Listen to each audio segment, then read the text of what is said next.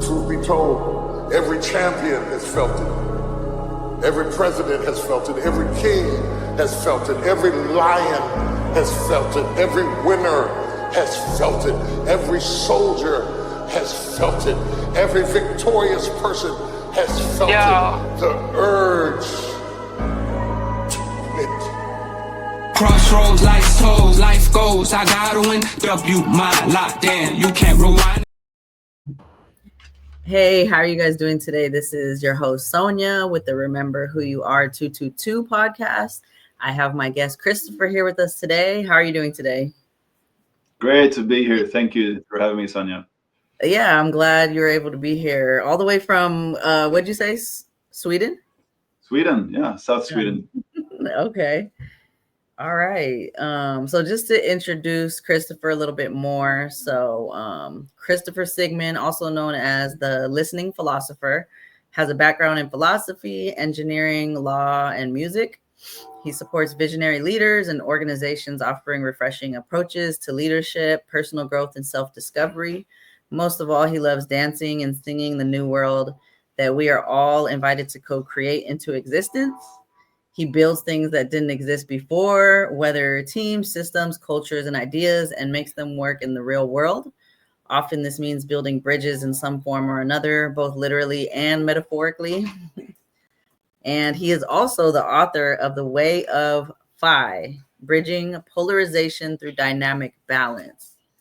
Interesting. So I love all of that. Why don't you tell our listeners what your story is and kind of how you came into doing what you do now and what inspired you to write this book as well? Thank you. Yeah. So it's been really a lifelong journey in many ways, I would say. And especially this longing for balance, longing for harmony. That has kind of been a theme throughout my life. Whether it is the balance between sort of my mother and my father. Hey. Okay, baby.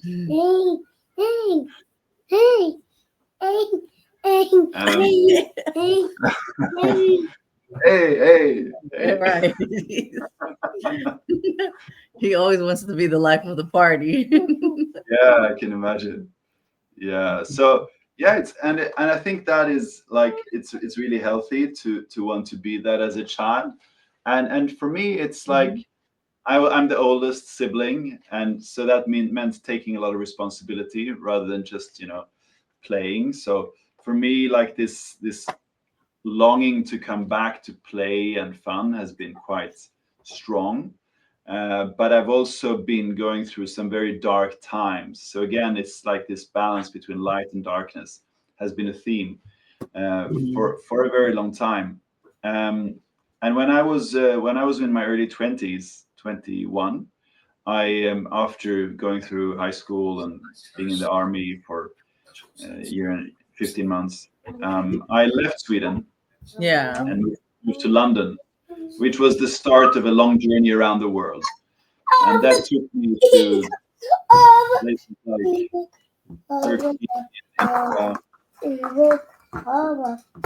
Sorry, I'm trying to get him. So he's a little more occupied. Yeah, sure. Is he good? Yeah. So yeah, I mean, I went to India, stayed there for 4 months, and it's a very colorful experience. Like your child popping into the screen all the time. There for 4 months, it was just like full on assault on the senses. But also, I had a very profound experience there, a spiritual awakening when I was 22. So that really, like the theme of this podcast, it really sort of brought me home. That was the first time I sort of like, wow, I'm here. My life makes sense. Everything that happened up to that point sort of just like, oh, that's how it. That's seeing the maze from above, sort of.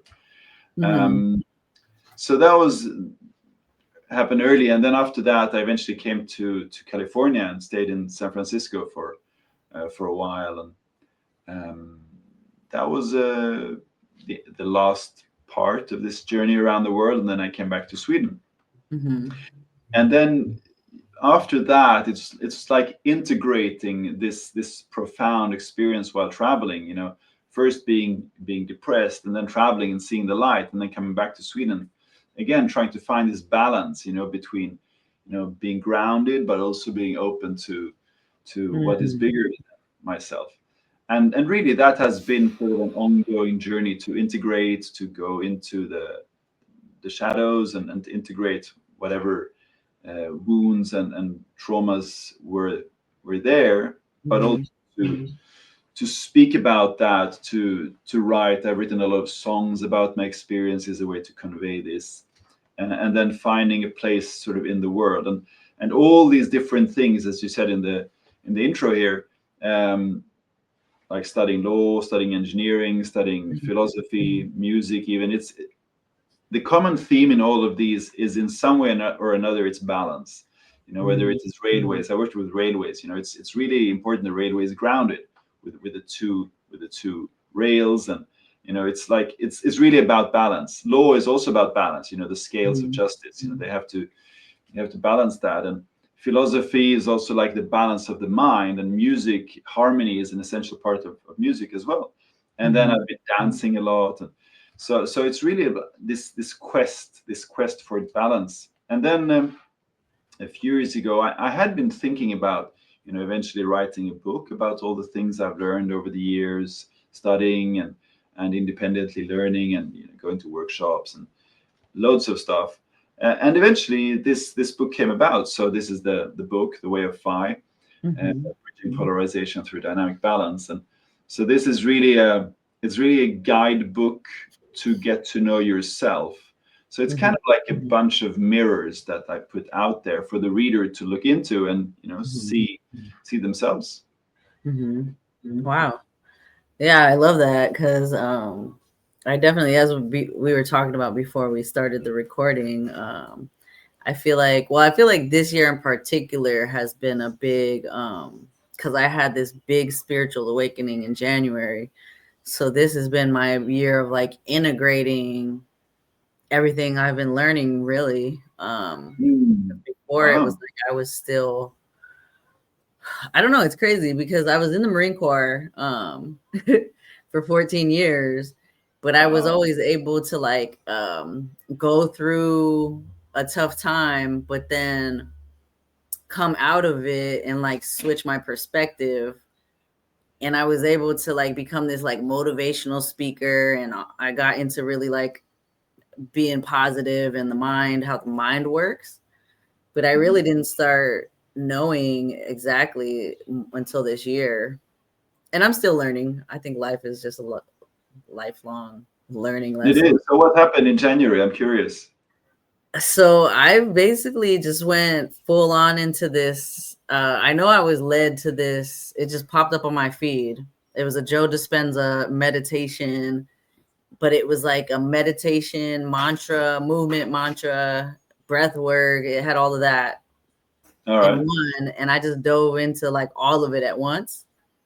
And so, yeah, within like 2 days, I had this profound, I was on a spiritual high for like 2 months, where I was literally able to see like how we were all connected. I saw like life from a higher perspective, and like it was like all the things I had been through, even my like last relationship that was toxic, like all worked out for my good. Yeah. All worked out to get to this moment, basically. Sounds amazing. Yeah, it was pretty interesting to see all of that. I was seeing synchronicities like crazy. Like this was the most I had experience with synchronicities at one point in my life when I was in the Marine Corps and I was doing bodybuilding and I was really focused. But and that was when I had read the book Synchronicity by Joseph Jaworski, and then I had read The Secret back then, and I had heard Neville Goddard talk about The Secret is the feeling, but I didn't understand it until after this spiritual awakening in January.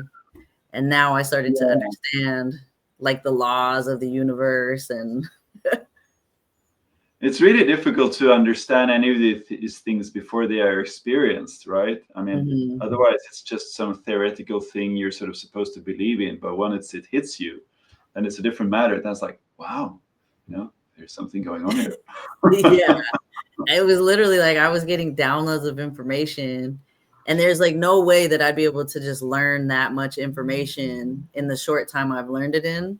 So they were literally like downloaded into my mind, and then I was being led to other information in real time.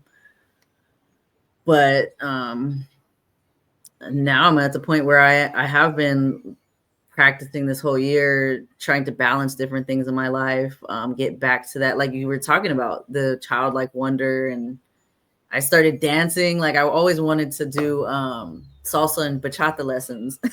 And so I started doing that. Like I've been doing that the last couple months. Good fun. Yeah, it's definitely been a lot of different things, just trying to find that balance in life, like you said. Yeah. I mean, I think you would definitely like this book if you're into reading, because it really talks about balance on many different levels. And I think like the integration part, like having a spiritual experience is one thing, but like integration, that's really when it sort of starts to, not just be an experience, but be a lived reality. It's like when you do yoga, the last posture, if you do hatha yoga, the last posture is the corpse, when you just lie down, shavasana. That's the most important posture, and also the most difficult, because that's when you sort of just receive all the benefits of all the things you've done before. It's just like letting it all be. And I think the integration is very much about that, just allowing things to just like, whew. Yeah. Allowing things to be. Yeah. No, that's true. I remember after I came down from the spiritual high, I was like, did I do something wrong? And like, but I knew I had to, I don't know. I ended up finding a couple different mentors, and had just learned to integrate and just even look at the negative emotions as not as bad anymore. Yeah. So, here. Yeah, I think emotional literacy, emotional, maturity, emotional mastery, those are like top skills that we need to learn over the coming 20, 30 years. I think that's going to be very, very important in this sort of awakening that people are going through, because for such a long time we've been relying on the mind so much to solve problems, or else on muscles. Either it's like, we think our way out of a problem, or we sort of fight our way out of a problem. But then what happens to our souls, our hearts? It's like we really need to feel. Feelings are there to be felt. So I think that's like the integrating part. And yeah. Yeah, I was gonna say, I love what you said too about getting to know yourself better, because I feel like that was something that came to me in the last few months, was just the greatest, the most important person to get to know is yourself, and how your body works and what it's trying to tell you, and actually listening to our intuition versus actually listening to our intuition versus like, I mean, I went through a lot of my life where I would feel the spidey senses, but I'd ignore them, and so no, I love that. So what are some of the things, I guess I know you said that you build things that didn't exist before, like team systems, cultures, and ideas. So can you tell a little bit about that and what you've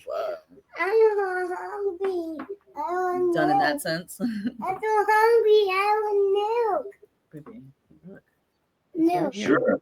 Are we good, or you need to take care of his needs? Yeah, he's good now. He just wanted his milk, and he has it now. Okay, cool. So yeah, I mean, it's been on many different levels. Like for example, the book, it wasn't there, and now it's there. You know, I've been making music is another of those things. It's like often it's like I'm a vessel for things to be created. So it's even though that's the way we speak. I say I build things, but really the experience is more that things are built through me.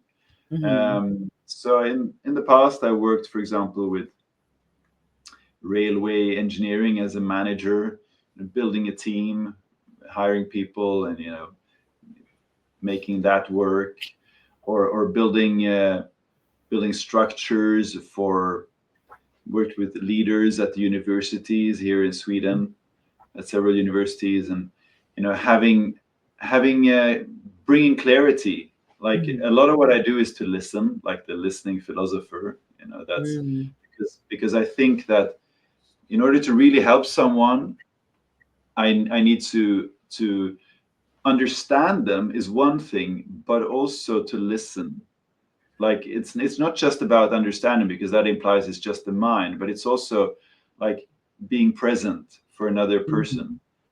And then there is something about creativity, which is it's bigger than me, it's bigger than us. It's like this force that can happen if we sort of remove whatever is there to prevent it from happening.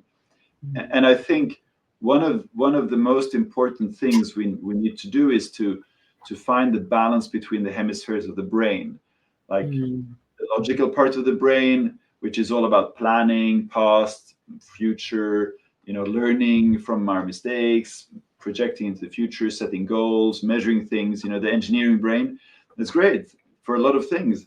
But then we have the right hemisphere of the brain, which is much more about presence, being here and now, experiencing things, feeling alive, or feeling sad, or feeling, whatever we're feeling in the moment. Not like, oh, I'm sad about what happened 20 years ago, or, I'm carrying this wound, but it's more like, what's going on right now? Whoa, I'm scared, I'm happy, these things, like really being present in the moment.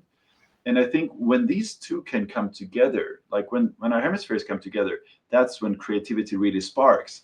Like you mentioned Joe Dispenza, and it's like biohacking is a popular word these days. What does that really mean? I think it means to really use our capacities on a higher level, and finding this balance between the hemispheres of the brain is so central to that. So I like to think of it as humanity has to learn to count beyond two. Like for so long we've been counting in twos. Like school teaches us to count, either it's right or it's wrong. Politics teaches us to versus, and in so many ways we are in that mindset.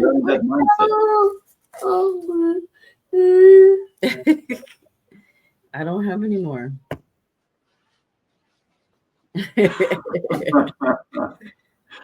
So yeah, it's that building cultures. I'm gonna think. Oh no! I go wash it. It's okay, baby. It's right here. Where did it go? Yeah, I'll probably edit Where some of did it this out go? too. But Oh no! hold on, baby. Where's my? Where? Okay. What's his name? What's your son's name? His name's Ikenna. Ikenna. Yeah, Ikenna. Oh, nice. I never heard it before. What does it mean? So it's actually Nigerian. His father is Nigerian, and he has the same name, Ikenna. But it's actually pretty popular in Nigeria, the name. Okay. But yeah. But yeah, no, that's awesome though, that you've had all that experience and have been able to really like balance your brain. I do believe it's like Joe Dispenza talks about having that heart mind coherence. And I really just started getting that in the past year and what that meant. And I'm still working on my body, because I felt like in the Marine Corps, my body had always been so tense and I just got used to it. So I feel more relaxed than ever now, but I know that there's still, there's always peeling that onion. Yeah, there is. I mean, embodiment work I have found to be very, very helpful. Like I've done a lot of 5 rhythms dancing and yoga and qigong, martial arts, where we use the body in with awareness. It's not just like to sort of, I mean, push something around, but it's like moving the body, but also, going deeper into that awareness. And I think if we really want coherence between the brain and the heart, I think we should add the body also. So like, when we talk about, should I follow my brain or my heart or my gut, those two shouldn't say different things. Those should be aligned. When they are aligned, that's a great place to be, because then, there's room for the soul, as Gabrielle Roth said. So like being aligned, I think that is really the key to being who we are, rather than, and if the brain and the heart are not aligned, I don't think we should make a choice. If you have that feeling, should I follow my brain or my heart? I would say, don't wait for a moment, allow things to settle. You're not ready to make a decision yet. You're confused. It's better to wait until they are aligned, and then you will, the path will be there. Because timing is another very important part. We live in time, and time is sort of often thought of as this thing that should be measured and managed. We have our calendars and everything, but that's a very left hemisphere way of, like a linear way of looking at time. But time is also something else. There's timelessness. This sense that time just, where did it go? Sometimes time goes quickly, and it's not linear. It's not the same. So learning about timing, like when is the right time to do something. For example, I'm sure you've experienced that as a Marine. It's like, timing is really important when you go on a mission, for example. If you get the timing right, it works, and if you get it wrong, then bad things can happen, right? Yeah, that's definitely true. There were definitely a lot of things over the years they had to, prepare for all the worst things and different things like that. So, but yeah, I mean, now that I've kind of awakened to more of that, like, time thing, that was another thing in my awakening, where I experienced like time as an illusion, because I was able to do so many things and have the energy to do all these things. I had even written my book in a month's time. It just like poured out. And that was when I realized, I was like, wow, like time really is like an illusion. If we're really aligned, like you said, and like if we're aligned, we do all the things that we're supposed to do. Yeah, exactly. So yeah, I love that. Yeah. And I think that to really live that requires a lot of courage, because we are not separate individuals. We're all connected, which means that when people are suffering, whoever is suffering in the world, on some level we feel it. We might block it off. We might, turn off the TV, which I think is probably a good idea to do, because there's too much fear mongering going on. But at the same time, being aware that there is a lot of suffering in the world, I think compassion is an important part of that, but also compassion to self. Like, how much can you take on of that? But the thing is that if we are really present with what is, then we are going to experience all kinds of emotions, some of which are very difficult to feel, strong fear or anger or sadness, that can be very challenging.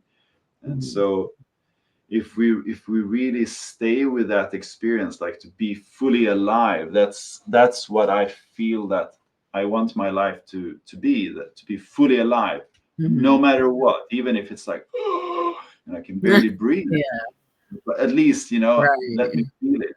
Yeah. No, I agree 100%. I went for the longest time, I went like suppressing my emotions and numbing it out with like alcohol or something like that. Yeah.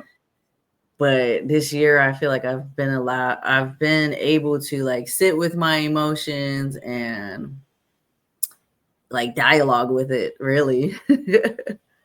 And be able to like just have that higher awareness of it. And um I think I had a feeling, it was like last week I was talking in one of my classes. I have an emotional intelligence class. We always talk about our feelings and stuff.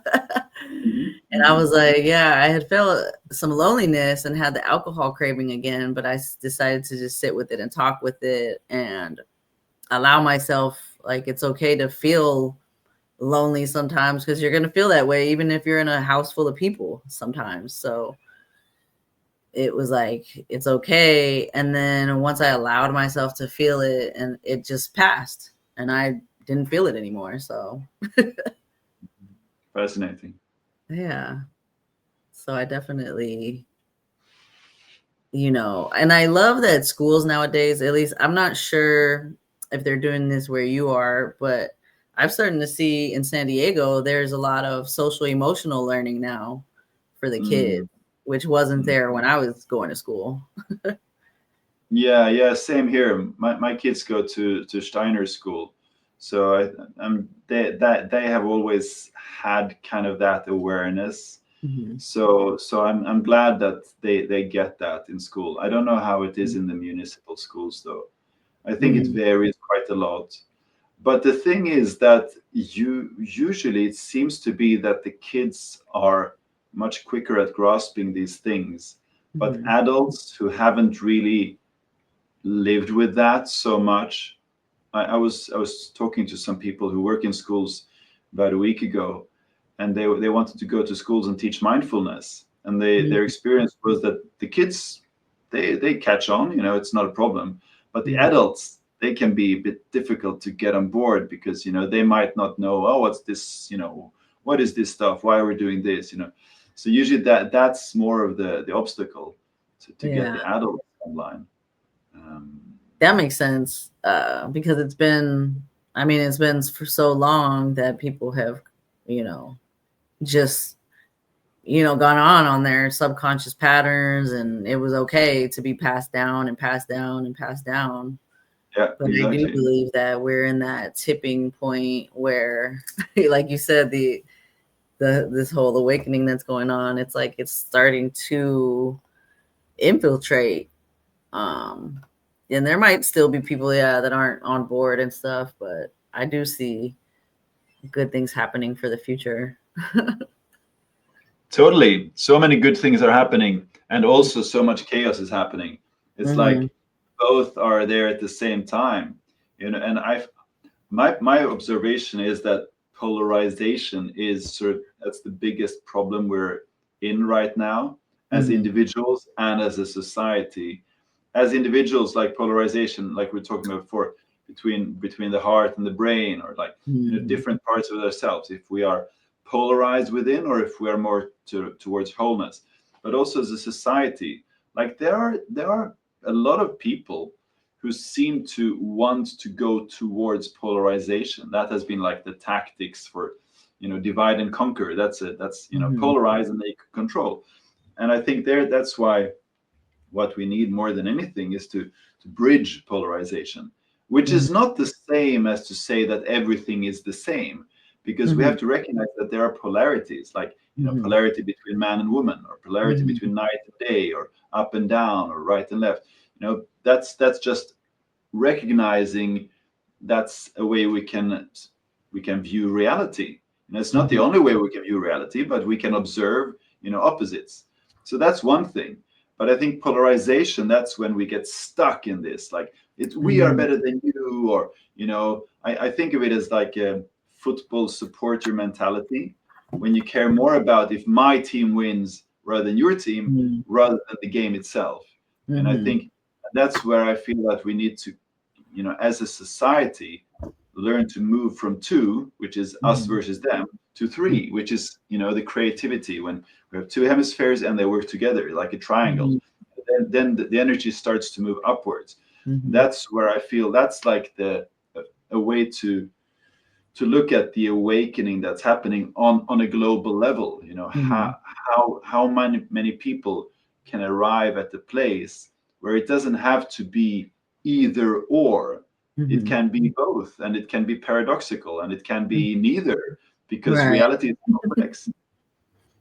Yeah, no, I know exactly what you mean. Like everything that you said definitely resonated. Because I do think it's like there are a lot of people still stuck in the, me versus you, or this versus that type of mentality, or even like you said, people get violent over like football games. But just to be able to come together and disagree about things, but allow that to be okay. Like exactly. Like we can disagree, but it's okay, because it's like that's you, and this is me, and that's fine.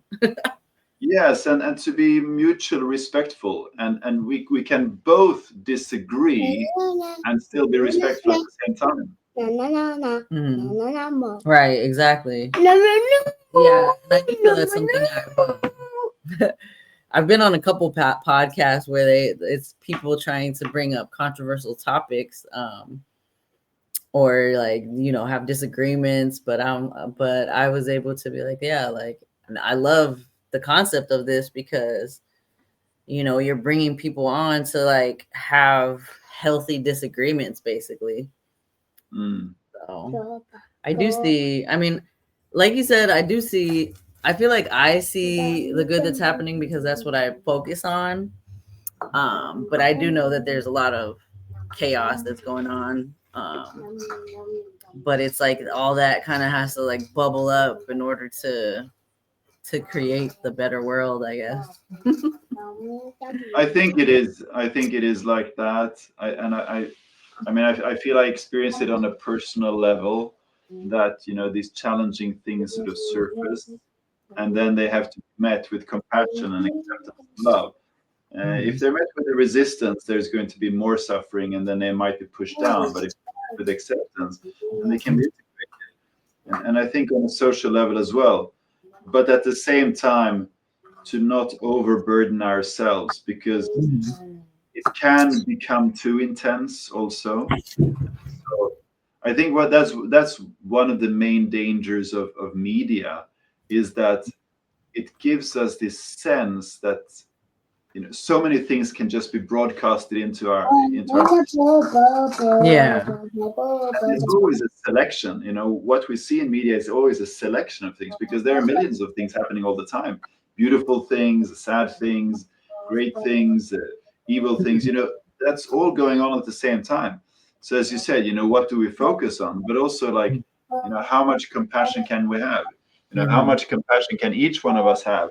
And I think we all need to start where we are. How can I be compassionate first to myself, and then to people around me, my family, my neighbors, my colleagues, people who are nearby, because that level we can understand. So it's like being compassionate with ourselves, not to take on too little. Again, it's the balance. Yeah, that's true. And I do think, even though I focus on the good, I do think it is important to like acknowledge the bad things that are happening. But yeah, basically not let it be the main focus, but be more solution focused. Yeah, exactly. Yeah. To focus on the good. I mean, I think that is like one thing about good versus bad, or good versus evil. It's some people seem to say that, oh, it's just a matter of perspective, you good and evil are the same, or blah blah blah. I think I think that is kind of missing the point. I think rather what we need to cultivate is a sense of consciousness and a sense of righteousness and an understanding what is right, what is wrong, what is good, what is evil, so that we choose the good, so that we consciously make the choice. So what is the good choice? I will choose that. That's really like so and in order to know to choose the good, well, we probably need to know what is the good, what is the evil. If I disagree with you and if I hit you, that's probably not a good idea. So Right. but on the other hand, maybe we're in a situation where it's like, something drastic has to happen. So maybe it's like, whoa, shaking someone will wake them up so they don't fall and die. It's like, if your kid runs out in front of the car, you might scream to them. It's like, oh, look out. But normally you shouldn't. So it's like, it's in that sense, it's relative. But knowing, like, in your heart, what is the good, and choosing that, I think that is right. No, I love what you said just now, because it brought up some things in my mind about because you said good and evil, and I guess it reminded me of what I've been learning lately in the past few months. I'd say the last 6 months. I've really been learning the difference between a heart-centered choice versus fear-based, which, like, I would say that the fear-based is the evil side, basically. But I guess when you call it fear-based, it doesn't sound like evil, but it just sounds like, okay, learning what it is, because there was a lot of things I used to do that was fear-based and I didn't even realize. And so I do think it's important for people to learn the difference between what is heart-based and what is fear-based, and consciously make that choice. Because even the reason why people get violent is usually a fear-based reason. I think of it as reactive. Like if you are just reacting to what's going on, whether it is fear or it is anger or sadness, I think all those emotions can really, make us react to things. Whereas if we are conscious, it's like, for example, if I feel fear, if I stand next to a cliff and it's a very high drop, I might feel fear. So that might prevent me from going too close to the edge. So then, fear actually helps me to like, avoid that because it's dangerous. So it's not like but if I'm like just reacting in fear, like, then it's a different thing.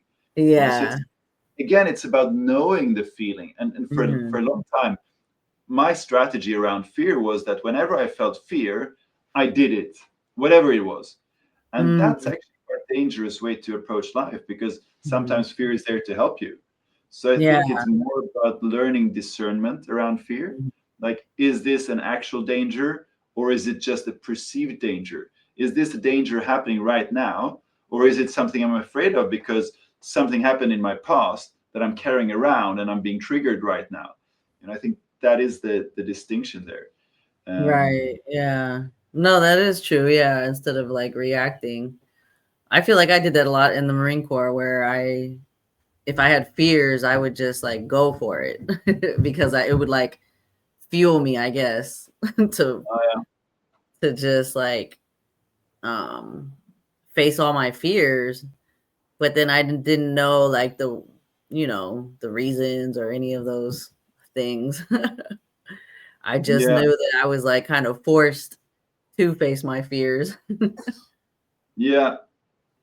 I think, that can make you do extraordinary things. I've jumped out of an airplane, I bungee jumped from a high bridge in Africa, and those kind of things that are, it's like it's a rush. But at the same time, I think for me, it's kind of been also, strange enough, a way to avoid feeling the fear, because then I'm sort of just doing whatever it is. Whereas feeling the fear, like, actually shaking, like, what's going on, having difficulty breathing and all those physical symptoms, that's a very different thing. That's true. And like actually asking why, like, why am I feeling this fear versus just reacting? Yeah. Yeah, that makes a lot of sense. Well, no, I'm glad that was a good conversation. I'm glad you came on to the podcast today. Me too. And I guess we are coming kind of to a close. So why don't you tell people where they can find you or your book if they want to? Sure, be happy to. So my website is christophersigmond.one, and as is here written, if you see that. And the book is on Amazon, so it's The Way of Phi, The Way of PHI, The Way of Phi, Christopher Sigmond. So it's on Amazon, available in most countries. Yeah, Okay. and I'm on socials and different places like that. And there will be links below as well, I suppose. Mm-hmm. Yeah, I'll put the links in the description also so that people can find it there as well. Great. But yeah, and then I usually have like a closing wisdom question that I ask everybody. So there's no right or wrong answer. It's just whatever it is to you. But I basically just ask, like, if you were to say that you found like one truth of our divinity, what would that truth be? One truth of our divinity. Mm-hmm.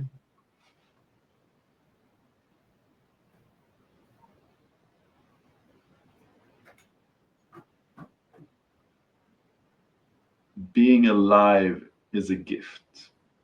Mm. Yeah, I love that. I definitely feel like something that, you know, a lot of people take advantage of, and I even did for a long time. So it's definitely a gift. And to even be able to feel all of our feelings. Yeah, that's part of being alive, for Mhm. sure. But all right. Well, it was definitely great having you. And it was a great conversation. I always love the energy that my guests bring to the podcast. So Yeah, thank you, Sonya. Thank you for having me. Enjoyed it. yeah. All right. Well, we will end it on that note. And you guys have a great rest of your day.